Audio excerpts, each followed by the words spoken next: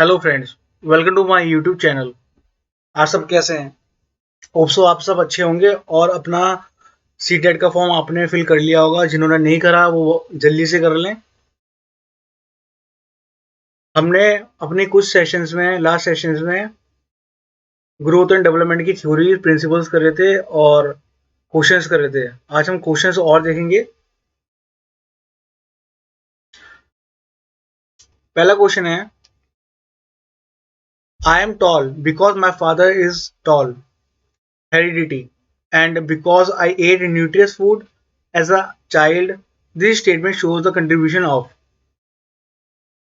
सबसे पहले हमें यह पता होना चाहिए कि डेवलपमेंट जो है हेरिडिटी और एनवायरनमेंट का प्रोडक्ट होता है। ठीक है, बच्चा कई सारी चीजें पेरेंट्स से इनहेरिट करता है जो कैरेक्टरिस्टिक होते हैं, जैसे कि आंखों का कलर हो गया, स्किन का कलर हो गया, हाइट हो गया, या फिर आपका टेम्परामेंट हो गया, इमोशंस हो गए। डिजीजेस भी बच्चा पेरेंट्स से लेता है। जैसे कि आपने सुना होगा कि दादाजी को हार्ट डिजीज थी तो फादर को भी जेनेटिकली सन में भी आ रही है। तो ऐसी कई सारी चीजें हैं जो बच्चा इनहेरिट करता है। जैसे बच्चे यहाँ इस क्वेश्चन के अकॉर्डिंग उन्होंने कहा कि I am tall because my father is tall. तो पिताजी उसके लंबे हैं इसलिए वो लंबा है, ये उनने कैरेक्टरिस्टिक इनहेरिट करी है। और फिर उसने कहा कि and because I ate nutritious food. ठीक है, अब एक बात बताओ, अगर एक बच्चे ने हाइट का फैक्टर जो है इनहेरिट कर लिया है, ठीक है, इनहेरिट कर लिया है, लेकिन अगर उसे सही मिनरल, विटामिन, प्रोटीन्स नहीं मिलेंगे, वो माल नरिश रह जाएगा या फिर अंडर नरिशमेंट रह जाएगा, तो क्या उसकी बॉडी डेवलप हो पाएगी सही से? नहीं। तो उसको एनवायरनमेंट भी जरूरी है। ये जितने भी मिनरल्स है, विटामिन है, प्रोटीन है, सब हमें एनवायरनमेंट एक्सटर्नल, ये सारे एक्सटर्नल फैक्टर हैं, मतलब ये सारे एनवायरनमेंट दे रहा है हमें। तो इन हम पे कैरेक्टरिस्टिक तो आ गई पेरेंट्स से, लेकिन अगर हमने उसे सही एनवायरनमेंट नहीं दिया तो उनका डेवलपमेंट, उनकी मैच्योरिटी इतनी नहीं हो पाई जितनी होनी चाहिए। तो इसका करेक्ट आंसर क्या हो गया? Heredity and environment. Heredity and interest कुछ नहीं है, फैमिली एनवायरनमेंट नहीं है, नन ऑफ दीज।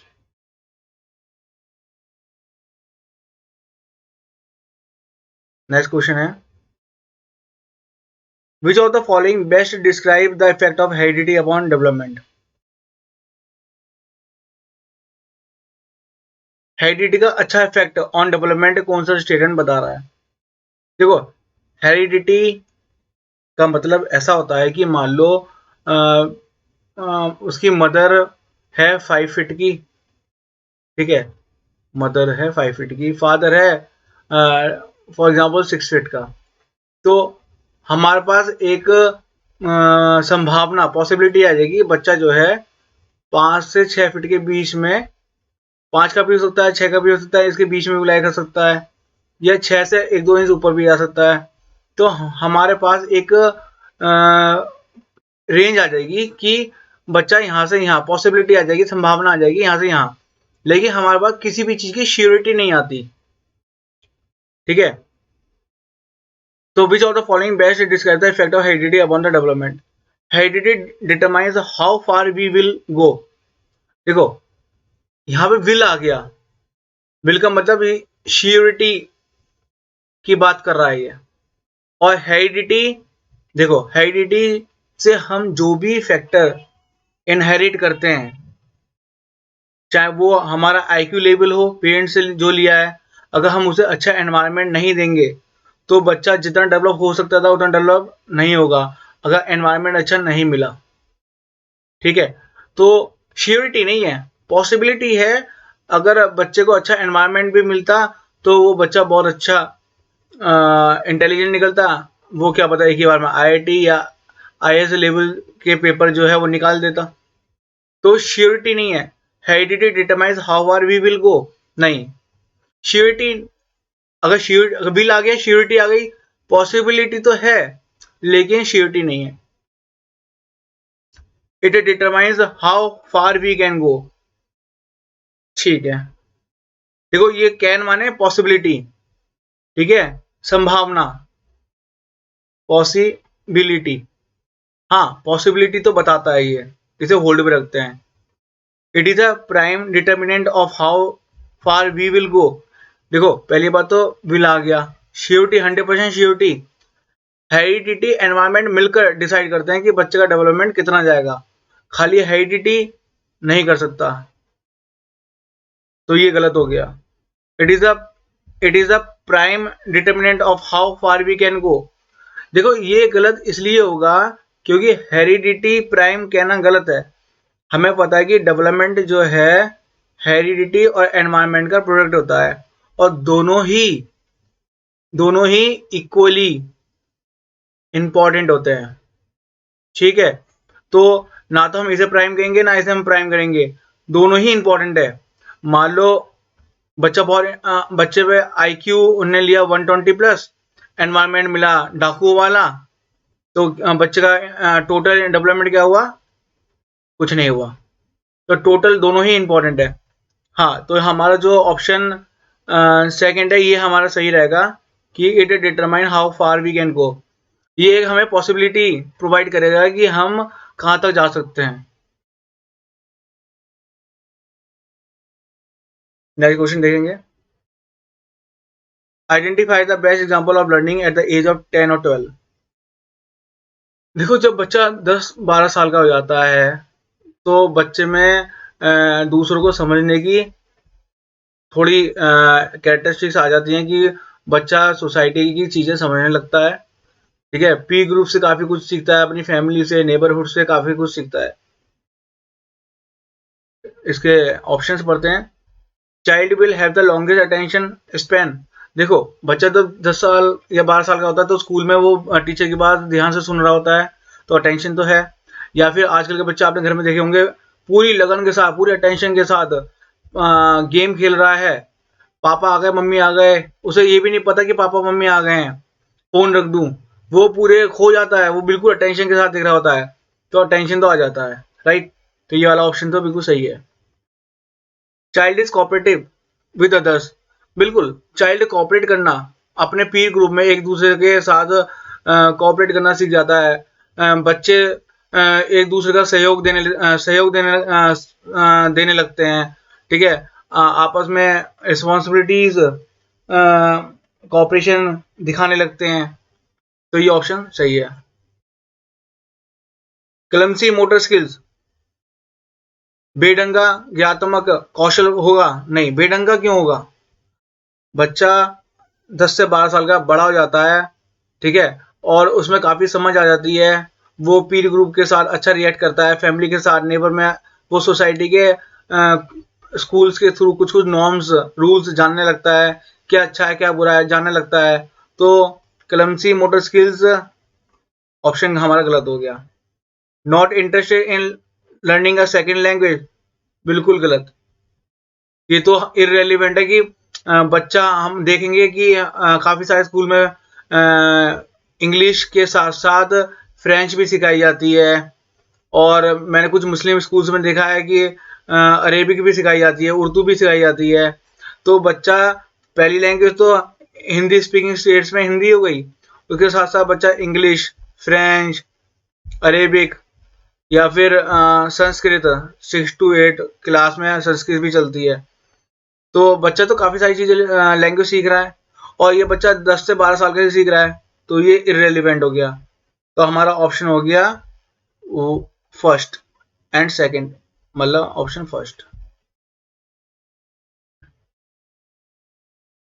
नेक्स्ट है, Rohan learns every lesson quickly by lecture method, whereas Rahul understand each lesson through collaborative method of learning.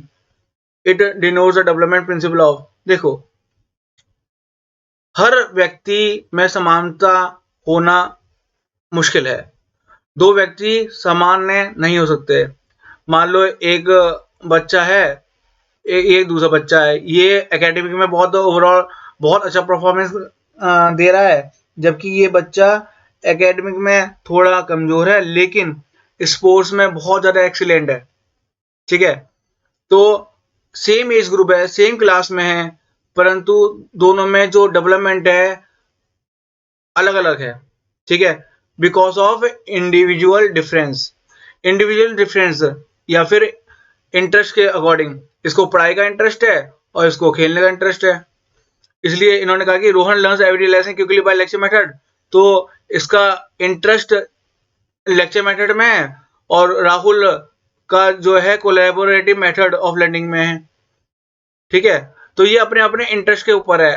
तो ये कौन सा प्रिंसिपल हुआ, दो लोग सामान्य नहीं हो सकते, ये होता है principle of individual difference. Next देखेंगे, an infant smiles in response to her mother's touch is an example of process of. देखो, जब बच्चा दुनिया में आता है तो सबसे पहले किससे इंटरेक्ट करता है, अपनी मदर से, ठीक है। अब दुनिया में इंटरेक्शन हो रहा है उसका, मतलब कहीं ना कहीं सोशल डेवलपमेंट हो रहा है, ठीक है। तो ये इससे हम सोशियो कनेक्ट कर सकते हैं। और माँ अपने बच्चे को अ काइंड ऑफ अफेक्शन कह सकते हैं, लव कह सकते हैं, प्यार करती है, और बच्चा भी रिवर्स में उसको अफेक्शन लव देता है। तो फिर ये हो गया इमोशनल। हमारा क्वेश्चन यही था, and infant smiles in response to her mother's touch is example of. खाली कॉग्निटिव तो हो नहीं सकता बच्चे में, अभी तो अब एक बार बताओ, 1 साल का बच्चा है, 6 महीने का बच्चा, 2 साल के बच्चे में दिमाग इतना थोड़ा डेवलप हुआ होगा कि कॉग्निटिव स्किल्स, बायोलॉजिकल स्किल्स भी नहीं हो सकते, एनालिटिकल भी नहीं है, विश्लेषणात्मक भी नहीं है। तो आपका हो गया सोशियो इमोशनल प्रोसेस है ये। नेक्स्ट देखेंगे,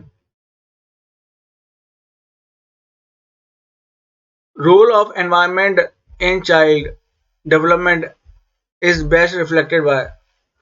मतलब कि जो एनवायरनमेंट का जो रोल है बच्चे के डेवलपमेंट में, वो इज बेस्ट रिफ्लेक्टेड बाय, और इसके ऑप्शंस पढ़ते हैं। Temperamental tendencies. देखो, टेम्परामेंटल टेंडेंसीज क्या होती हैं, ये बेसिकली ये तो कैरेक्टरिस्टिक्स होती हैं, ट्रेड्स होती हैं जो पेरेंट्स अपने बच्चे को जीन्स के थ्रू प्रोवाइड करते हैं। तो चाइल्ड में ये इनहेरिट हो जाते हैं, ठीक है, ये इनहेरिट।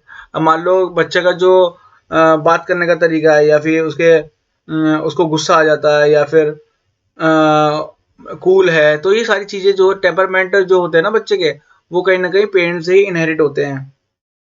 ये नेचुरल टेंडेंसीज होती हैं जो इनहेरिट होती हैं पर्सनैलिटी में, ठीक है। तो ये एनवायरनमेंट का रोल इस पर इतना नहीं है, क्योंकि उन्होंने तो सिर्फ ये पूछा कि the role of environment in the child development is best reflected by. तो इसमें कहीं ना कहीं इसमें हेरिडिटी का योगदान है, तो ये वाला ऑप्शन तो होगा नहीं। Personality disposition means personality characteristics, ठीक है, पर्सनैलिटी ट्रेड्स, जिसे हम ट्रेड्स भी बोल सकते हैं। मान लो आंखों का कलर है, ठीक है, आईज का कलर हो गया, या फिर स्किन का कलर हो गया, या फिर हाइट हो गई। तो ये सारी पर्सनैलिटी कैरेक्टरिस्टिक्स, तो ये सब हम क्या करते हैं, इनहेरिट करते हैं, ठीक है। अब ये सब इनहेरिट करते हैं, तो इसका तो एनवायरनमेंट का रोल पूरी तरह से तो नहीं है इसमें, तो ये कैंसिल हो गया। प्राइमरी रिएक्शन पैटर्न, मतलब कि बच्चा छोटा बच्चा है, ठीक है, हमने हमने देखा होगा कभी कभी कि भैया 1 साल का बच्चा है, सब बैठे हैं आराम से, प्यार से खुशी बात हो रही है, लेकिन वो एकदम से रोने लगा बहुत तेज, है ना। तो वो बच्चा कब क्या रिएक्ट कर दे, ठीक है, मतलब बच्चा जैसे किसी के, या फिर कोई स्ट्रेंजर आया, ठीक है, घर में कोई स्ट्रेंजर आया कि बच्चा बहुत तेज है, उसने पहला प्राइमरी क्या करा, रोने लगा, जबकि उसने डाटा नहीं है, कोई गलत एनवायरनमेंट प्रोवाइड नहीं करा है, ना उसने डराया है। बस बच्चे का प्राइमरी रिएक्शन जो भी हुआ वो एनवायरनमेंट के ऊपर बेसिस नहीं है। तो ये हम ये नहीं कह सकते कि ये वाला ऑप्शन एनवायरनमेंट पे डिपेंड है। हमारा हैबिट फॉर्मेशन, देखो, हम छोटे छोटे बच्चों को सिखाते हैं कि हम अपने अम्मा बाबा जी को या माता को पिता को पैर छूना चाहिए, नमस्ते करना चाहिए।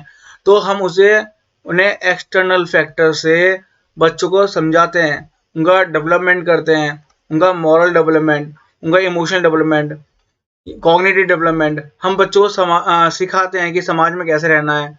तो धीरे धीरे बच्चे में हैबिट क्रिएट होने लगती है, बच्चा बड़ा होने लगता है, अपने अम्मा पापा को खुद नमस्ते करता है, पैर छूता है डेली। तो कहीं ना कहीं एनवायरनमेंट हमें मदद करता है कि हम अपनी हैबिट फॉर्मेशन कर सकें। तो इसका सही आंसर होगा हैबिट फॉर्मेशन। नेक्स्ट देखेंगे, which of the following is true in the context of social inheritance. Social inheritance की बात करते हैं। देखो सोशल इनहेरिटेंस से हम क्या मतलब समझते हैं, देखो सोशल इनहेरिटेंस कहीं ना कहीं ये हो गया सोशल डेवलपमेंट जो हम सोसाइटी से सीख रहे हैं, ठीक है। तो लेकिन हम कब सीखेंगे, जब हमारे अंदर कुछ कैरेक्टरिस्टिक्स आएगी सोचे समझने की, जिसे हम जो हम हेरिडिटी से ट्रेड्स को हम इनहेरिट करेंगे, ठीक है। मान लो आईक्यू लेवल है या फिर मेंटल लेवल है, या फिर उसके साथ साथ जब हम एनवायरनमेंट में प्लस एनवायरनमेंट में लर्निंग करेंगे, एक्सपीरियंसेस से हम सीखेंगे, तो हमारा जो है सूझबूझ बढ़ेगी, ठीक है। तो सोशल इनहेरिटेंस हमारा देखा जाए तो हेरिडिटी और एनवायरनमेंट दोनों पे ही डिपेंड करता है। सोशल इनहेरिटेंस बच्चे का स्टार्ट हो जाता है जब वो जन्म लेता है, पेरेंट्स हो गए, फैमिली हो गई, फिर उसके बाद पी ग्रुप हो गया।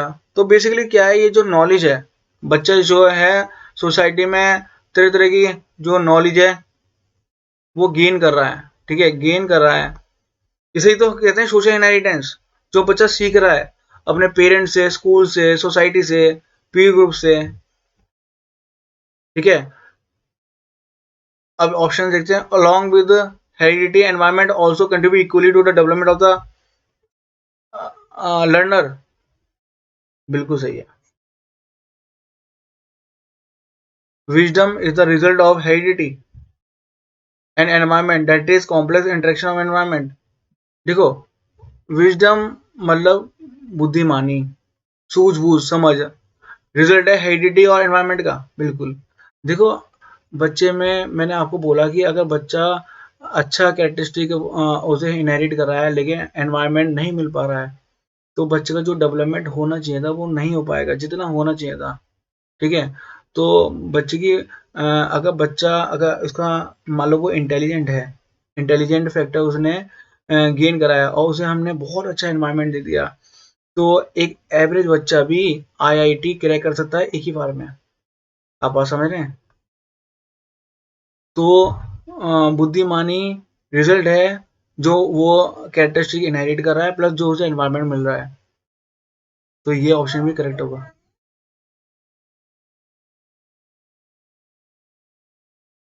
तो तीनों कैरेक्टरिस्टिक हो गए, both of the above. Next question देखेंगे, which of the following skills involve the use of large muscles in the body and extensive activities such as walking and jumping। Walking और jumping की अगर हम बात करें तो इसमें हम लार्जर मसल्स का यूज कर रहे हैं, ठीक है, लार्ज मसल्स। तो इसे हम क्या बोलते हैं, जब छोटा बेबी होता है तो वो सबसे पहले क्रॉल करना सीखता है घुटनों से, ठीक है। उसके बाद वो स्टैंड करना सीखता है, उसके बाद वो वॉक करना सीखता है, ठीक है। उसके बाद वो रन करना सीखता है, ठीक है।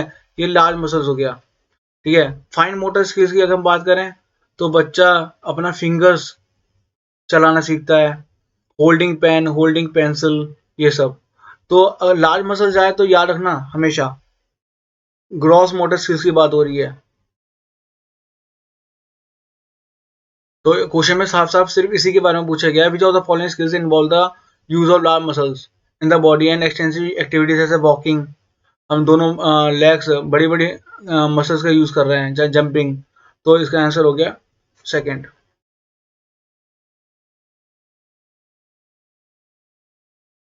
We all know that sports have a special importance in the development of children. What kind of ability of the child is mainly develop by sports.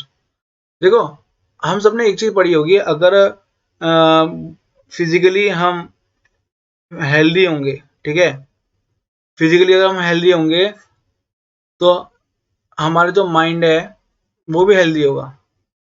अगर हम मान लो किसी को वर्क प्लेस पे या कहीं एनवायरनमेंट पे कहीं हैरेसमेंट हो रही है या फिर उसको प्रेशर हो रहा है, तो उसका उसका जो माइंड है, उसका जो माइंड पे कंट्रोल है, वो भी कहीं ना कहीं कम होने लगता है।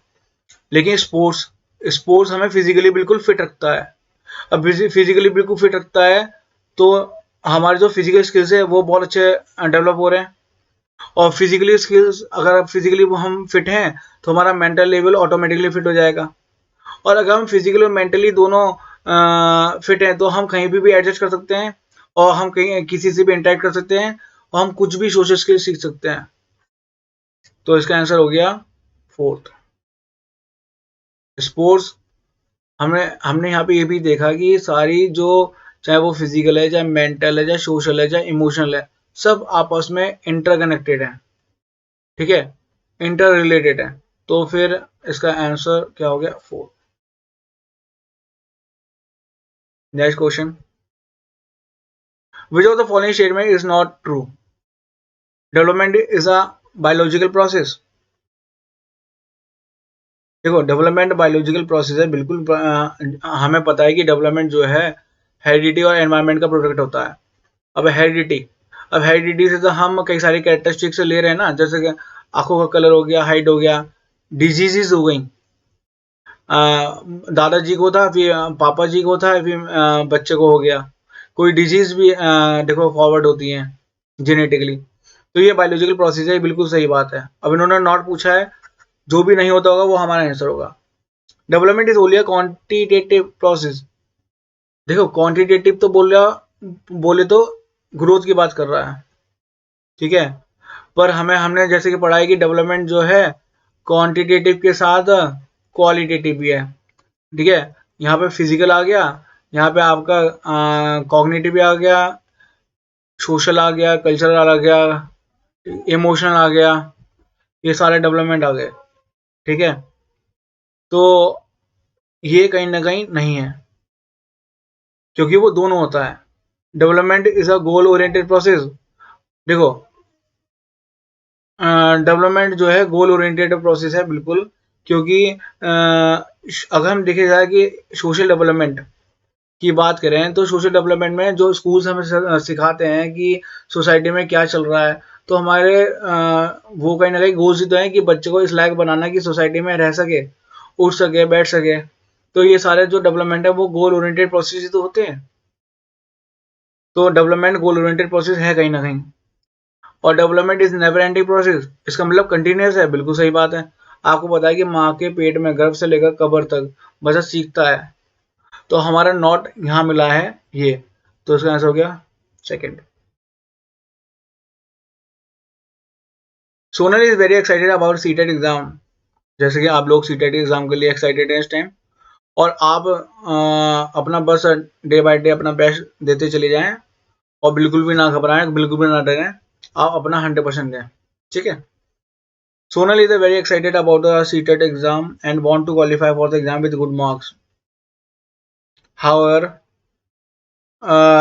as soon as the exam date gets closer, she starts worrying and getting frustrated, thinking of more success. When finally she goes to appear for the exam, then she cannot even write properly. What could be the possible reason for this? अच्छा देखो, आप एक बार बताओ, मान लो आपको कोई कोई question है, आपको बहुत अच्छे से आता है, लेकिन आप इमोशनली अगर कहीं कैसे भी कहीं ना कहीं किसी पॉइंट पे इम्बैलेंस हो जाते हो, चाहे आपके विरुद्ध कुछ हुआ हो, या फिर आप जो चाहते हो वो ना हुआ हो, या आपका दिल टूट गया हो, और आपका फिर किसी चीज में मन लगता है क्या? आप ना तो गेम खेलना चाहते हो, ना कुछ खाना चाहते हो, ना कुछ सुनना चाहते हो। फिर अगर वो क्वेश्चन अगर हम आपको देंगे, ठीक है, अगर आप इमोशनली इम्बैलेंस हो जाओगे और वो क्वेश्चन आप ट्राई करोगे, आपसे नहीं होगा, आप फिर ट्राई करोगे, नहीं होगा, फिर आप ट्राई करोगे, नहीं होगा। तो कहीं ना कहीं इमोशंस बहुत इंपॉर्टेंट होते हैं कंट्रोल करना, ठीक है। अब वो देखो पहले ऑप्शन पढ़ लेते हैं क्या है. Sonal has not done well, she is just pretending. देखो ऐसा तो है नहीं, ये तो इररेलीवेंट है. जो क्वेश्चन हमें बोल रहा है कि सोनल जो है एक्साइटेड है सीटेट एग्जाम के लिए कि उसको गुड मार्क्स आए, तो ऑब्वियस सी बात है एक्साइटेड है, वो कुछ कर रही होगी, पढ़ रही होगी. लेकिन जैसे ही उसको एग्जाम पास आया तो उसको घबराहट होने लगी, फ्रस्ट्रेट होने लगी. देखो मतलब वो घबराने लगी. अच्छा एक बात बताओ, किसी ने कभी ना कभी तो इंटरव्यू दिया होगा, चाहे प्राइवेट स्कूल का दिया हो चाहे कैसे भी दिया हो, या फिर वाइवा दिया होगा. ठीक है, छोटे लेवल पे समझो. जब हमारी बारी आने होती है, आप सच बताना, जो हम एग्जामिनर से जब मिलने से पहले जब हम बाहर बैठे होते हैं, एक बार को हम घबराते हैं या नहीं घबराते हैं? और जिसने उस पर कंट्रोल कर लिया वो तो अंदर अच्छे से बोल पाता है, और जिसने कंट्रोल खो दिया वो हड़बड़ाई में रह जाता है. ये बात सच है या नहीं है? तो Sonal has not done well, ये तो इररिलेवेंट है. Next, Sonal thinks more about becoming a teacher in future and thinks less about a task of present. ऐसा नहीं है, वो फ्यूचर के अकॉर्डिंग पढ़ रही है, तभी एक्साइटेड है सीटेट का एग्जाम देने के लिए. Sonal's parents keep scolding him, यहाँ पे हर आएगा. Sonal's parents keep scolding her because of this she is unable to read. अब ऐसा देखो यहाँ पे कोई ऊपर जो है पैरामीटर नहीं दिया है, तो हम ये आउट ऑफ द कॉन्टेक्स्ट बोल रहे हैं, ये तो ये नहीं हो सकता. Sonal can not control the different type of emotion that come into her life. देखो इसका जो सही उत्तर है ये चौथा ही है, क्योंकि देखो हमें ऐसी सिचुएशन आ जाती है जब हम कंट्रोल नहीं करते हैं तो हम हड़बड़ाई में सब कुछ बेकार कर देते हैं अपना. देखिए जैसे मैंने इंटरव्यू की बात बताई है, अगर हम कंट्रोल कर लेते हैं तो आप यकीन मानिए अंदर हम जो हमने एक्सपेक्ट नहीं करता उससे भी ज़्यादा अच्छा परफॉर्मेंस दे देते हैं. नेक्स्ट देखेंगे. It is very important to maintain the mental health of the children so that they can take interest in studies with the logical thinking in the context which of the following necessary. Question समझ रहे हैं आप? बच्चे की जो क्या mental health है उसको मेंटेन करना कितना इंपॉर्टेंट है. ठीक है, so that they take interest in studies with their logical thinking. इसको ऑप्शंस देखते हैं पहले. सेकंड ऑप्शन देखते हैं पहले. Examination to anti social work, मतलब कि असामाजिक कार्यों में झूठ. अगर हम ऐसा करते हैं तो बच्चा तो आगे कल को जाके क्रिमिनल बन जाएगा, तो ये ऑप्शन तो बिल्कुल गलत हो गया. Always be under the supervision of the doctor. देखो पहली बात तो मेंटल हेल्थ ये प्रैक्टिकल, अगर प्रैक्टिकल में देखा जाए तो प्रैक्टिकलिटी में ये पॉसिबल नहीं है कि डॉक्टर जो है आपके साथ साथ 24 घंटे घूम रहा है या सुपरविजन में, आप उसके सुपरविजन में हो. ठीक है, तो ये थोड़ा इररेलीवेंट है, इम्प्रैक्टिकल है. ठीक है, ये क्वेश्चन ये तो इससे पहले ये देख लेते हैं. देखो, clean environment of the children's home. देखो हम कहते हैं ना कि छोटे बच्चों के सामने हमें गलत नहीं बोलना चाहिए, गंदा नहीं बोलना चाहिए, अब्यूज़ नहीं करना चाहिए, बच्चे पे गलत प्रभाव पड़ता है. अगर घर का माहौल बहुत अच्छा होगा तो बच्चे का डेवलपमेंट बहुत अच्छा लेवल पे होगा. तो ये ही इसका सही राइट आंसर है, चौथा पे नहीं है.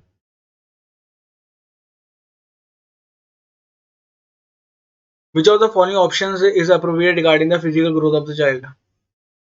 मतलब फिजिकल ग्रोथ की बात कर रहे हैं तो सिर्फ और सिर्फ क्या है, क्वांटिटेटिव, क्वालिटेटिव नहीं है और नेगेटिव क्वालिटी नहीं है. सिंपल था ये तो. We statement is true regarding growth. खाली ग्रोथ की बात कर रहे हैं तो कहीं ना कहीं साइज हाइट वेट की बात कर रहे होंगे. टू इंक्रीज और to be increase in number और साइज, मतलब संख्या या आकार में बढ़ना. ठीक है, ये समझ में आ रहा है कुछ.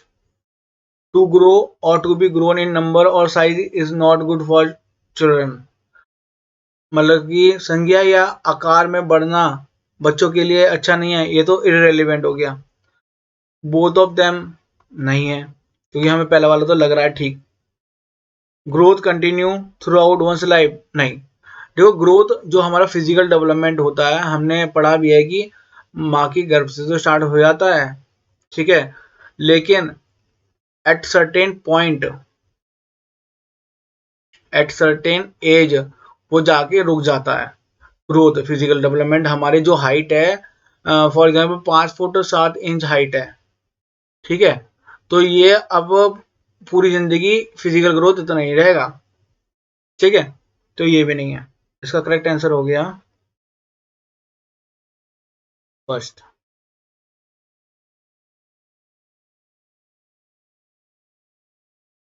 Next question, which of the following statement describe bodily growth and change? At the age of 1, children begin to lose their babish roundness and take on the slender athletic appearance of the child. At the age of 1, अच्छा, at the age of 3, children's abdominal muscles develop and the toddler's pot belly tightens. देखो, जो मैंने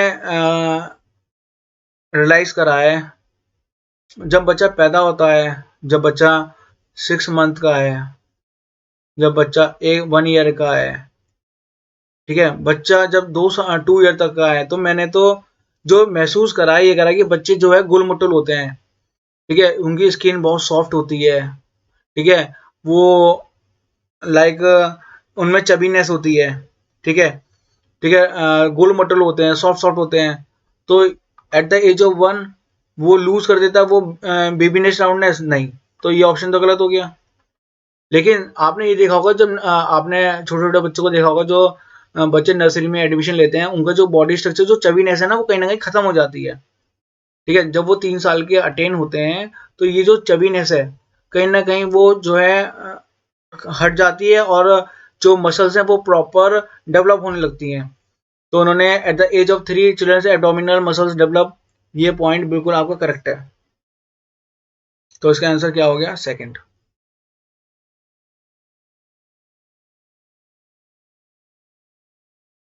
growth and development of children consist of, बिल्कुल growth माने growth, देखो हम जानते हैं कि जो ग्रोथ है ना, वो पार्ट है किसका? डेवलपमेंट का। अगर वो डेवलपमेंट की बात करते हैं, तो डेवलपमेंट क्वांटिटी क्वालिटी दोनों है। ग्रोथ की बात करेंगे तो सिर्फ क्वांटिटेटिव है। अब उन्होंने दोनों के बारे में कराया, तो ऑब्वियस ये बात है, खाली ये नहीं है, खाली ये नहीं है, ये दोनों के बारे में बात कर रहे हैं, तो हमारा option number 3 is correct. Early childhood period refers to, अगर हम अर्ली चाइल्डहुड पीरियड करें कि अर्ली चाइल्डहुड एज की बात करें, तो हमें जहां तक पता है कि 2 से 6 साल का बच्चा अर्ली चाइल्डहुड में आता है, ठीक है, जिसे हम टॉय एज बोलते हैं। हमने पढ़ा भी था डेवलपमेंट के स्टेजेस में, ठीक है, और हम इसे प्री गैंग एज भी बोलते हैं। ये इंपॉर्टेंट है, ये भी पूछ लिया जाता है। या हम इसे एक्सप्लोरेटरी एज भी बोलते हैं, ठीक है। तो early childhood refers to the period from, वैसे तो खाली बहुत सिंपल है, ईयर पूछा है, तो आपको पता है कि इसका आंसर फर्स्ट ही है। लेकिन इसके साथ साथ वो टॉय एज भी हो सकता है, प्री गैंग एज भी हो सकता है, या एक्सप्लोरेटरी एज भी हो सकता है। तो आप याद रखिएगा कि अर्ली चाइल्डहुड एज को हम ये भी बोलते हैं। और आपको ईयर्स तो पता ही है। बाकी इसके बाद आ जाता है लेटर चाइल्डहुड पीरियड, जो कि क्या होती है, 7 से 11 या 12, मतलब अलग अलग बुक्स में अलग अलग है, आप कंफ्यूज ना हो।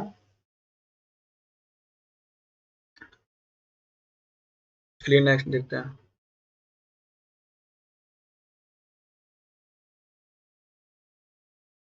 विच way to support language development is wrong? अच्छा, लैंग्वेज डेवलपमेंट, भले which way to support language development is wrong, तो हमें यहाँ पे बेसिकली गलत ऑप्शन ढूंढना है, वही हमारा आंसर होगा। अच्छा एक बार बताओ, जो लैंग्वेज डेवलपमेंट है वो कैसे आता है बच्चे में? हमने पढ़ा भी होगा, speaking, listening, speaking, reading, writing, ये 4 चीजें होती हैं, ठीक है। अगर चारों में से बच्चा किसी चीज में भी इन्वॉल्व हो रहा है तो वो अपनी लैंग्वेज में सुधार ला रहा है, ठीक है। अब talking to the child without interrupting, देखो टॉकिंग माने स्पीकिंग, तो ये ऑप्शन तो हमारा सही है। Invalidating the use of his own language, ठीक है, इसे वो भी होल्ड रखते हैं। देखो वैसे अपनी ही भाषा का प्रयोग को अमान्य करना नहीं। देखो हमें पता है कि बच्चे की जो मदर टंग होती है ना, वो हम ऐसे रिसोर्स यूज करते हैं, ऐसे रिसोर्स यूज करते हैं सेकंड लैंग्वेज सीखने में। तो ये ऑप्शन मुझे तो गलत लग रहा है। Next, supporting it's experiment. देखो ये तो बहुत अच्छी बात है कि बच्चा जो कर रहा है उसको सपोर्ट करना चाहिए, क्योंकि बच्चा कुछ कर रहा है तो बच्चा मिस्टेक भी करेगा, बच्चा अपने मिस्टेक से सीखेगा, आगे वो उसे करेक्ट करेगा, ठीक है। तो हमें सपोर्ट करना चाहिए, इससे बच्चा प्रैक्टिकल वे में ज़्यादा सीखता है। Providing opportunities for the use of language. देखो अगर बच्चा जितना ज़्यादा इन्वॉल्व रहेगा, ठीक है, चाहे वो लिसनिंग हो, चाहे स्पीकिंग हो, चाहे रीडिंग हो, चाहे राइटिंग हो, उसका लैंग्वेज डेवलपमेंट बहुत अधिक होगा। तो ये तो ऑप्शन सही है, उन्होंने रॉन्ग पूछा है, तो इसका ऑप्शन सेकंड ही इसका करेक्ट आंसर होगा।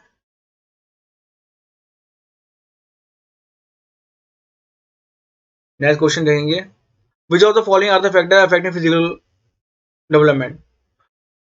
आपको पता है कि फिजिकल डेवलपमेंट हम अभी तक बात कर चुके हैं, कोई भी डेवलपमेंट हो, डेवलपमेंट जो है आपका हेरिडिटी और एनवायरमेंट दोनों को ही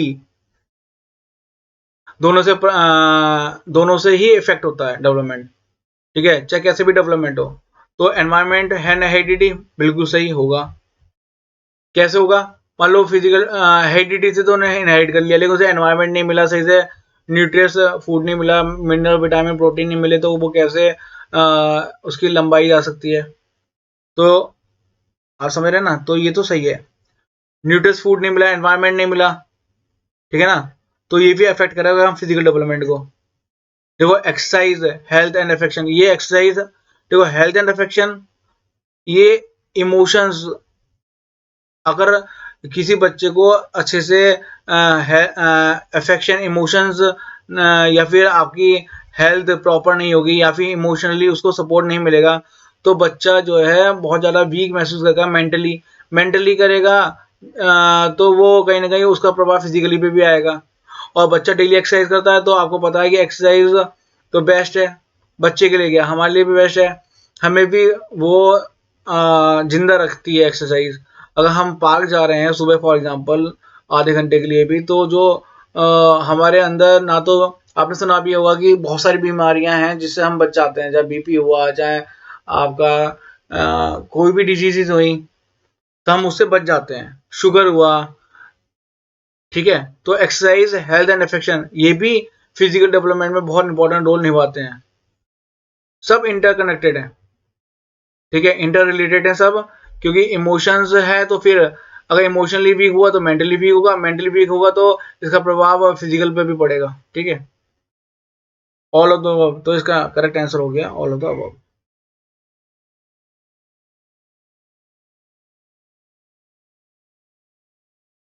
the combination of physical, social, emotional, moral and mental aspect कौन से प्रिंसिपल को बताता है। आपको पता है कि छोटा बच्चा अलग अलग चीजें सीख रहा है, ठीक है, एक टाइम पे वो अपना कोऑर्डिनेशन सीख रहा है, कोऑर्डिनेशन सीख रहा है किसका, अपने कंट्रोल करना, कि लार्ज मसल्स को कंट्रोल करना, ठीक है, फिर अपने स्मॉल मसल्स को कंट्रोल करना, अपने आंखों पे कंट्रोल करना, अपनी फिंगर्स पे कंट्रोल करना, ठीक है। इसके बाद लाइक हम ड्राइव कर रहे हैं कार को, तो इसमें जो कैंडिडेट आगे बैठा हुआ है सीट पे, तो यहाँ पे कैंडिडेट बैठा हुआ है, तो यहाँ पे अपना लेग को इस्तेमाल कर रहा है, ठीक है, रेस में, क्लच में, ठीक है, या फिर अपनी आंखों से सामने देख रहा है, अपने माइंड से ये अप्लाई कर रहा है कि कहाँ मुझे ब्रेक अप्लाई करने हैं, कहाँ मुझे मोड़ना है। तो देखो आप देख रहे हैं ना, वो कितनी सारी चीजें हैं और वो सबको मतलब कि इंटीग्रेट कर रहा है, ठीक है, एकीकरण कर रहा है। तो ये कौन से सिद्धांत पर है? प्रिंसिपल ऑफ इंटीग्रेशन, जहां पे वो अपना कई सारे एक्सपेक्ट को कंबाइन करके काम कर रहा है ओवरऑल डेवलपमेंट के लिए। वो प्रिंसिपल कौन सा होता है? Principle of integration.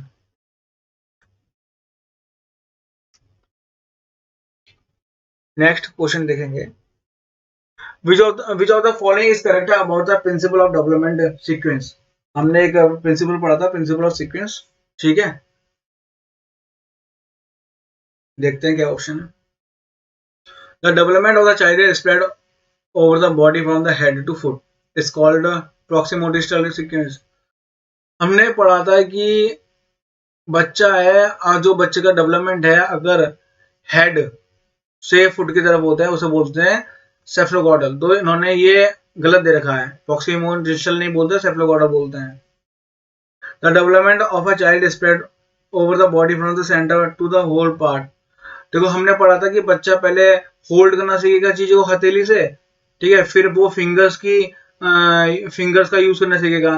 तो ये फिंगर्स का यूज करना सीखेगा, तो इसका मतलब है कि वो सेंटर से पेरिफेरी जा रहा है, ठीक है, बाउंड्री जा रहा है।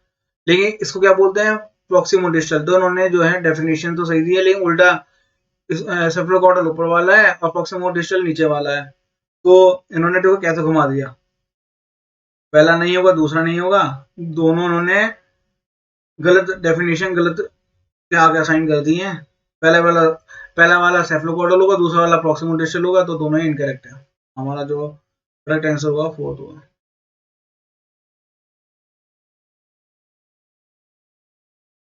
नेक्स्ट देखेंगे, Purvi analyzes that the eyes and nose of her child are the same as her husband. According to your view, how can it is possible?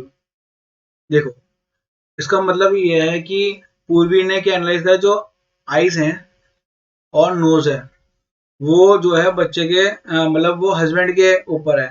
तो ऑब्वियसली बात है, ये जो है जो हम कैरेक्टरिस्टिक्स, ठीक है, कैरेक्टरिस्टिक्स या ट्रेड्स जो हम अपने पेरेंट्स से जो बच्चा जीन्स के थ्रू, ठीक है, इनहेरिट करता है चाइल्ड में, ठीक है, वो कैरेक्टरिस्टिक्स, ठीक है, वो जैसे कि आईज का कलर्स हो गया, स्किन का कलर्स हो गया, या नाक सेम होना, कान सेम होना, ठीक है, बालों का कलर सेम होना, या फिर बिल्कुल एकदम इक्वल सेम लुक आना। तो ये सारी चीजें इनहेरिट तो करते हैं हम जीन्स के थ्रू, ठीक है। Option this happen due to the nutrition given to the child, नहीं, एक्सटर्नल नहीं, ये इंटरनल हेरिडिटी फैक्टर है actually. There is no reason this is the only constituent, नहीं, ऐसा थोड़ा ना है कि माँ बाप दोनों फॉरेनर यूएसए में रहते हैं और वो वेस्ट इंडीज जैसे दिखेगा, ऐसा तो नहीं है ना। This is due to the transfer of genes from the parent to the child, बिल्कुल सही। ये जो बच्चे में जो ट्रेड्स और कैरेक्टरिस्टिक्स आती हैं वो जीन्स के थ्रू इनहेरिट होके ही आती हैं, ठीक है। The child live with their parents so that's why he is looking same as his parents. ये तो बिल्कुल ही इरेलीवेंट हो गया कि बच्चा माँ बाप के साथ रहता है तो माँ बाप जैसा है, ऐसा तो कुछ नहीं।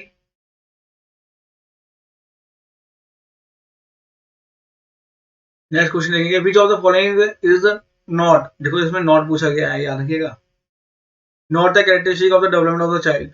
Child develops many abilities through the interaction with the people, बिल्कुल सोशल डेवलपमेंट कर रहा है अपना।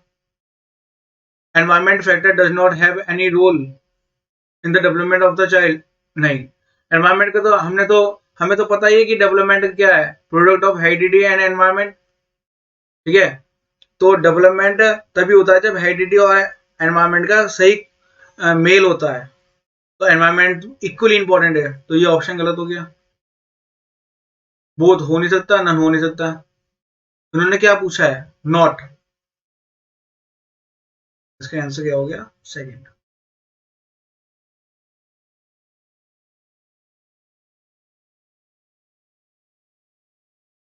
नेक्स्ट क्वेश्चन,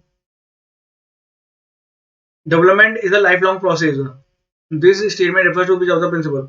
देखो लाइफ लॉन्ग मतलब बच्चा जो है ना गर्भ माँ के गर्भ से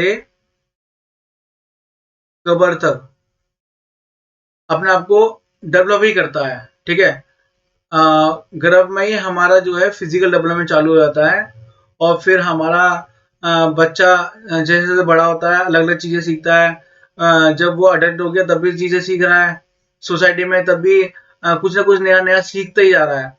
हमारा जो है आपका कॉग्निटिव डेवलपमेंट हो गया, या फिर हमारा सोशल डेवलपमेंट हो गया, इमोशनल डेवलपमेंट हो गया। ठीक है, इमोशनल डेवलपमेंट हो गया या फिर मॉरल डेवलपमेंट हो गया, ये चलता ही जा रहा है। तो हम क्या कहेंगे, ठीक है, प्रिंसिपल ऑफ कंटिन्यूटी, ये तो इजी था यार। तो development is a life long process also known as principle of continuity.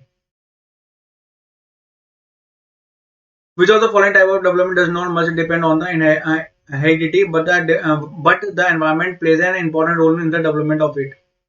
अच्छा, अब इन्होंने ये पूछा है कि हेरिडिटी का बहुत ज्यादा इफेक्ट नहीं पड़ रहा है, लेकिन एनवायरमेंट का बहुत ज्यादा इफेक्ट पड़ रहा है।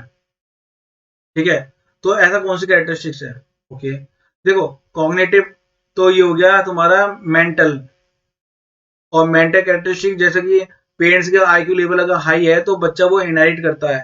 हेलो, पेरेंट्स का 40 है तो बच्चा भी कोई आईक्यू 120 प्लस नहीं लेके होगा, क्योंकि वो इनहेरिट करता है। तो ये वाला ऑप्शन तो नहीं हो सकता। क्रिएटिविटी, तो क्रिएटिविटी, मुझे लगता है कि क्रिएटिविटी आपने तारे जमीन पे जो पिक्चर देखी है, वो जो शायद लड़के नाम ईशान होता है, तो ईशान जो है अपने अपने में खोया रहता है। ठीक है, वो सही शायद उसमें लर्निंग डिसेबिलिटी होती है। ठीक है, वो सही से परफॉर्म नहीं करता है कोई भी ड्यूटी, लेकिन जब एक कंपटीशन होता है आर्ट्स का, तो उसकी जो क्रिएटिविटी होती है वो एक अलग ही लेवल पे होती है। तो वो कैरेक्टरिस्टिक हम ये नहीं कह सकते कि उसने इनहेरिट करी है या एनवायरमेंट है, या टोटली एनवायरमेंट के ऊपर डिपेंड कर रहा है। ठीक है, तो वो एनवायरमेंट, क्योंकि वो ईशान जो है बच्चा है वो किसी से सोशल इंटरेक्शन तो कर ही नहीं रहा है वो। ठीक है, और उसमें लर्निंग डिसेबिलिटी भी है, लेकिन बच्चे में क्रिएटिविटी भी है, तो हम ये नहीं कह सकते कि एनवायरनमेंट एक फैक्टर है क्रिएटिविटी का। तो ये भी नहीं है। देखो लैंग्वेज, तो बहुत इंपॉर्टेंट चीज है। देखो, लैंग्वेज क्या है, एक सिंबल्स है जो हम अपनी फीलिंग्स को एक्सप्रेस कर पाते हैं, या हमें क्या चाहिए, हमारी क्या नीड है, हम एक दूसरे से कह पाते हैं, अपने थॉट्स एक्सचेंज कर पाते हैं, अपनी बातें एक दूसरे को समझा पाते हैं। ठीक है, और ये कब मुमकिन है, जब हमें प्रॉपर एनवायरनमेंट मिलेगा। ठीक है, तो क्वेश्चन एक बार करते हैं कि पढ़ लेते हैं, which of the following type of development does not much depend on the heredity but the environment play an important role in the development of it. तो इसका जो करेक्ट आंसर है वो लैंग्वेज ही हो गया, भाषा। देखो, हम बाहर से ही सीख रहे हैं, जैसे छोटा बच्चे से हम स्टार्ट करें तो ए सीखेगा, बी सीखेगा, फिर वन लेटर वर्ड सीखेगा, टू लेटर वर्ड सीखेगा, फ्रेज सीखेगा, सेंटेंस सीखेगा। ठीक है, वो स्पीकिंग सीखेगा। ठीक है, लिसनिंग करेगा, स्पीक करेगा, रीड करेगा, राइट करेगा। तो लिसनिंग, बाहर के एनवायरनमेंट से वो दो लोगों को सुन रहा है, फिर वो बाहर से इंटरेक्ट कर रहा है, वो लिख भी रहा है, वो राइट भी कर रहा है। तो कहीं ना कहीं लैंग्वेज का जो प्रभाव है पूरा पूरा एक्सटर्नल फैक्टर्स के ऊपर डिपेंड है। ठीक है, इसलिए हम कह सकते हैं कि लैंग्वेज का जो डेवलपमेंट है वो एनवायरनमेंट उसमें बहुत ज्यादा इंपॉर्टेंट रोल प्ले कर रहा है। राइट, नेक्स्ट देखते हैं।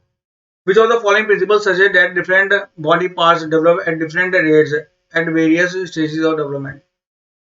ऑप्शन पढ़ लेते हैं। डेवलपमेंट इज यूनिडायमेंशनल, तो डेवलपमेंट यूनिडायमेंशनल नहीं है। आपको पता है कि मल्टी डायमेंशन होता है, फिजिकल एस्पेक्ट है, सोशल एस्पेक्ट है, कॉग्निटिव है, इमोशनल है, मॉरल है।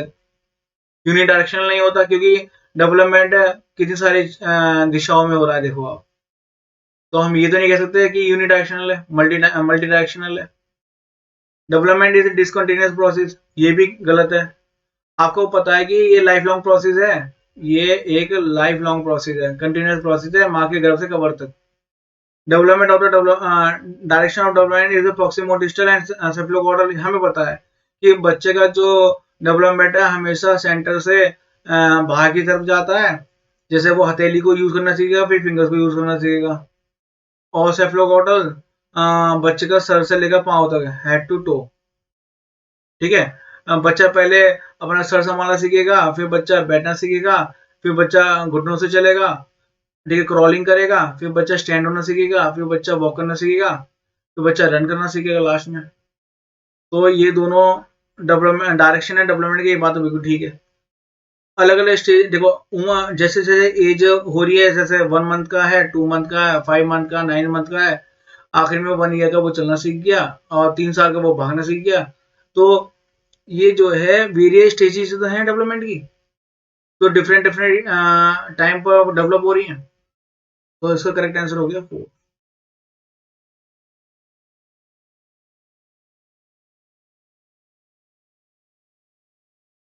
नेक्स्ट क्वेश्चन देखेंगे। Ram, who was born in a very poor and uneducated family, but with the right education, he became a great lawyer of his village. देखो, राम बहुत, अगर हम राम की बात करें यहाँ पे जो उन्होंने दिया है कि वो बहुत गरीब था, पुअर फैमिली में था, लेकिन उसको अच्छी एजुकेशन मिली। ठीक है। और उसको अच्छी एजुकेशन मिली तो वो एक अच्छा लॉयर मिल गया। देखो उसे कितना, अगर उसे अच्छा एनवायरनमेंट मिला है, उसे बहुत अच्छा एनवायरनमेंट मिला है राम को, तो राम इस काबिल भी होगा कि उसे एनवायरनमेंट मिला तो ये लॉयर बन गया। ठीक है। While Sham, who was born in a very rich and educated family, couldn't achieve success in his life. अब देखो, दूसरा कौन है? श्याम। उसको एनवायरनमेंट तो बहुत अच्छा मिला। ठीक है। फॉर एग्जाम्पल, उसके जो सहपाठी थे इस लेवल के थे कि वो सब आईआईटी क्रैक कर सकते थे। पर जो श्याम है, इसने जो आईक्यू लेवल इनहेरिट करा है वो 40 भी नहीं है। ठीक है। वो सक्सेस ही नहीं हो पा रहा है। तो एनवायरनमेंट के बावजूद हेरिडिटी नहीं है, इसलिए वो सक्सेस नहीं कर पाया है। जबकि राम जो है, राम में कहीं ना कहीं काबिलियत होगी, कैपेबिलिटी होगी, उसने कुछ ना कुछ इनहेरिट करा होगा, फिर उसे एनवायरनमेंट मिला तो उसका डेवलपमेंट ओवरऑल हो गया। ठीक है। और यहाँ पे उसमें उन्हें जो हेरिडिटी से कैरेक्टरिस्टिक्स इनहेरिट करी हैं, वो शायद आईक्यू लेवल उसका कम था, इवन दो वो अच्छा एनवायरनमेंट, उसको वातावरण बहुत अच्छा मिल रहा था। ठीक है। लेकिन इसके बावजूद भी वो सक्सेस नहीं कर पाया। तो इसके लिए क्या this kind of individual difference can be attributed to सिर्फ हेरिडिटी? नहीं। सिर्फ एनवायरनमेंट? नहीं। Interplay of heredity environment. हमने दो अपोजिट कंडीशन देखी है कि राम में कैपेबिलिटी, एनवायरनमेंट मिला, सक्सेस हो गया। उस पर एनवायरनमेंट था, उस पर हर चीज की फैसिलिटीज थी, जब भी सक्सेस नहीं मिला क्योंकि उन्हें हेरिडिटी से जो आईक्यू लेवल उसने इनहेरिट करा वो कम था। ठीक है। चौथा तो गलत हो ही गया। Next. An individual with short height genes, even if he is in a very good nutritional environment, will never be able to taller than average. This show that बिल्कुल। देखो मैं आपको बताऊं, अगर पेरेंट्स शॉर्ट हैं, मान लो बच्चे के जो दोनों पेरेंट्स हैं वो शॉर्ट हाइट के हैं, तो हम ये एक्सपेक्ट नहीं कर सकते हैं कि ये पॉसिबिलिटी, ये संभावना नहीं है कि बच्चा जो है 6 फीट जाए। संभावना ये है कि बच्चा भी शॉर्ट जाएगा, क्योंकि जो उसने इनहेरिट करा है अपने पेरेंट्स से, जो कैरेक्टरिस्टिक इनहेरिट, जो ट्रेड ने इनहेरिट करी है, वो छोटी हाइट की जीन्स के थ्रू करी है। तो जीन्स जो है लिमिट सेट कर देता है। ठीक है। और इसके साथ साथ जब बच्चा एनवायरनमेंट में, अब एनवायरनमेंट में आता है, इंटरेक्शन करता है, सही प्रॉपर डाइट खाता है। मान लो फॉर एग्जाम्पल इसका उल्टा भी अगर हम लें, तो मान लो पेरेंट्स लंबे लंबे टॉल हैं और बच्चे ने इनहाइट तो कर लिया, लेकिन बच्चे को प्रॉपर मिनरल्स, विटामिन, प्रोटीन्स, जो न्यूट्रियस फूड चाहिए था वो नहीं मिला। तो बच्चा क्या तब भी उसका जो डेवलपमेंट होना चाहिए था वो होगा? नहीं होगा। ऑप्शन पढ़ लेते हैं। The role of the environment is almost fixed. देखो एनवायरमेंट का जो रोल है फिक्स्ड नहीं है, जैसा एनवायरमेंट होगा वैसा बच्चे पे प्रभाव पड़ेगा। Where the impact of heredity can be altered, नहीं, बल्कि जो हेरिडिटी से हम जो कैरेक्टरिस्टिक्स इनहेरिट कर रहे हैं वो कहीं ना कहीं नेचुरल होती हैं, नेचुरल टेंडेंसीज होती हैं, ठीक है। तो पहला ऑप्शन तो नहीं होगा। How a person will develop depend on the heredity, but how far a person can develop depend on environment. देखो how a person will develop depend on the heredity, ऐसी श्योरिटी जो, देखो श्योरिटी तो है नहीं ना, पूरा हेरिडिटी। देखो आपको पता है कि जो डेवलपमेंट है वो प्रोडक्ट होता है किसका, हेरिडिटी एंड एनवायरमेंट दोनों का। तो हम ये तो नहीं कह सकते ना कि how a person will develop depend है on the heredity, but how far a person can develop depend on environment, ऐसे तो हम नहीं कह सकते ना। तो ये कहना गलत हो गया। आपको समझ में आ रहा है ना ऐसा क्यों नहीं कह सकते? क्योंकि डेवलपमेंट दोनों चीजों के ऊपर डिपेंड है, हेरिडिटी और एनवायरमेंट। ये खाली हेरिडिटी के ऊपर ही डिपेंड नहीं है, और कितना लंबा जाएगा वो भी दोनों चीज के ऊपर डिपेंड है। मान लो हेरिडिटी उसे अच्छी मिल गई, एनवायरमेंट नहीं मिला, तो वो तो तब भी डेवलप नहीं करेगा। तो ये दोनों ही चीजें हेरिडिटी और एनवायरमेंट के ऊपर है, तो ये दूसरा ऑप्शन में इसलिए गलत हो गया। जीन सेट द लिमिट, बिल्कुल ये आधा पॉइंट तो सही है इसका, कि अगर पेरेंट्स शॉर्ट हैं दोनों तो ऑब्वियस बात है बच्चा भी शॉर्ट होगा, ये इसकी पॉसिबिलिटी संभावना है। And within that limit the environment influence the development, बिल्कुल। मान लो दोनों पेरेंट्स लंबे हैं, ठीक है, लेकिन उसको एनवायरमेंट में अच्छा मिनरल, अच्छा खाना, जो पोषण चाहिए था लंबाई के लिए वो नहीं मिल पाया, तो कहीं ना कहीं डेवलपमेंट को अफेक्ट करेगा। तो ये ऑप्शन दोनों ही, यहाँ पर जो दोनों ही बातें की गई है इस ऑप्शन में, दोनों ही सही है। हेरिडिटी सेट द लिमिट, बिल्कुल सही बात है, ये आधी बात बिल्कुल ठीक है। And within that limit the genes influence the development, नहीं खाली हेरिडिटी नहीं, जीन्स का मतलब तो ये इनहेरिडिटी हो गया, हेरिडिटी हो गया, जो इनहेरिट कर रहा है बच्चा। नहीं, development is a product of heredity and environment, दोनों से मिलकर। तो इसका करेक्ट आंसर हो गया थर्ड वाला। Next, seeing that their son Ravi was interested in reading and could read at the age of 3, his parents got him a lot of books. Due to his parents' encouragement, Ravi's reading was very advanced as per his age. अब यहाँ पे देखो, यहाँ पे एक example मिल रहा है कि ये कितना इंपॉर्टेंट है। आप समझ लो डेवलपमेंट जो है हेरिडिटी और एनवायरनमेंट का प्रोडक्ट है, ठीक है।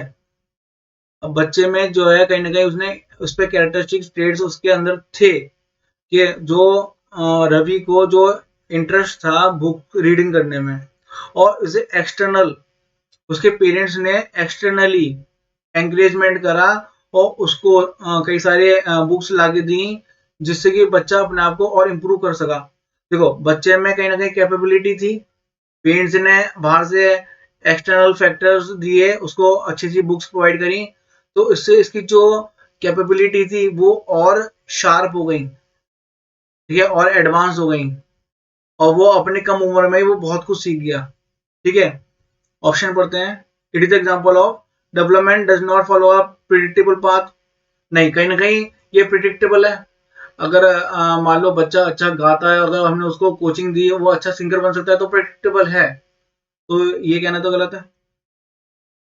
डेवलपमेंट इज प्रॉक्सिमो डिजिटल, देखो यहाँ पे इस चीज की बात ही नहीं हो रही है, ये इररिलेवेंट है, मतलब आउट ऑफ द कॉन्टेक्स्ट है, बात कुछ चल रही है, ऑप्शन कुछ और है, तो ये नहीं है। डेवलपमेंट इज सेफलोकॉर्डल, बात इसकी भी नहीं हो रही है। Development is the result of interplay of heredity and environment, बिल्कुल बात इसी चीज की हो रही है, कि बच्चे में कैपेबिलिटी भी थी प्लस उसे एनवायरनमेंट मिल गया, तो बच्चा बहुत अच्छा डेवलप कर गया। तो इसका करेक्ट ऑप्शन इज 4, हमारा करेक्ट है। Next question, which of the following are the main factor that influence development of the child. Again ये उसी के ऊपर डिपेंड है कि डेवलपमेंट जो है प्रोडक्ट है किसका, हेरिडिटी एंड एनवायरनमेंट का, ठीक है। दोनों ही इक्वली इंपॉर्टेंट है, ठीक है। अब which of the following are the main factor, ये पूछ रहा है main factor, that influence the development of the child. Heredity क्या फैक्टर हो सकता है? बिल्कुल हो सकता है, ठीक है। और सोशल नेचर माना एनवायरमेंट बिल्कुल हो सकता है। अब बाकी दो ऑप्शन पढ़ते हैं। Emotional aspect. देखो इमोशनल एस्पेक्ट भी डेवलपमेंट का बहुत इंपॉर्टेंट रोल इसलिए है, अगर इमोशनली बैलेंस्ड है बच्चा, ठीक है, ठीक है, तो बच्चा बहुत अच्छे से सोसाइटी में सर्वाइव कर सकता है, सोशल डेवलपमेंट हो सकता है।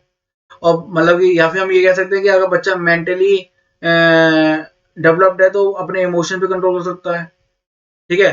तो बच्चा, ये जो इमोशनल एस्पेक्ट है ये बहुत ज्यादा इंपॉर्टेंट है। जैसे हमने पीछे क्वेश्चन पढ़ा था कि बच्ची का सी टेट का एग्जाम था, लेकिन क्योंकि वो घबरा गई तो उसका वो घबरा गई, उससे कुछ नहीं हो पाया। तो डेवलपमेंट पे इमोशन का बहुत भारी प्रभाव है। तो ये ऑप्शन एक अच्छा ऑप्शन है। टेक्स्ट बुक, किताबों से। देखो हम ये तो कह सकते हैं कि किताब से हम अलग अलग चीजें हम जब रीड करेंगे तो हमारी नॉलेज बढ़ेगी, परंतु डेवलपमेंट का कोई मेन फैक्टर है तो हम नहीं कह सकते, क्योंकि देखो आजकल जो है डिजिटल वर्ल्ड है। ऐसा भी हो सकता है कि आप में से कुछ बच्चे ऐसा हो कि वो बुक को हाथ ही नहीं लगाते हो स्कूल में या ट्यूशन पढ़ाते हुए, या जैसे भी स्कूल में ज्वाइन है तो स्कूल में फोन मोबाइल फोन से पढ़ रहे हो या फिर ऑनलाइन चैनल से पढ़ रहे हो, क्या बोला टेक्स्ट बुक को हाथ ही नहीं लगाए, लेकिन उनका डेवलपमेंट तो चल रहा है ना, ठीक है। हमारे स्कूल सोसाइटी में डेवलपमेंट चल रहा है उनका, गेम खेल रहे हैं उनका मेंटल डेवलपमेंट चल रहा है, चेस का गेम खेल रहे हैं मेंटल डेवलपमेंट पर चल रहा है, एक्सरसाइज चल रही है फिजिकल डेवलपमेंट का चल रहा है। तो टेक्स्ट बुक्स मेन फैक्टर नहीं है, तो text book are not the main factor. तो हेरिडिटी, इमोशनल और social are the main factor. तो इसका आंसर हो गया first, second and fourth option correct है, तो इसका आंसर हो गया फर्स्ट। नेक्स्ट क्वेश्चन करेंगे गाइस। हमारी ये वाली वीडियो यहीं खत्म होती है, ठीक है। और अगर आपको वीडियो पसंद आई हो तो प्लीज इसको लाइक करें, सब्सक्राइब करें, और मुझे भी थोड़ा मोटिवेशन मिलेगा आप लोगों से, और मैं आगे वीडियो बनाऊंगा। प्लीज अगर आपको अच्छा लगा हो तो लाइक करें, सब्सक्राइब करें।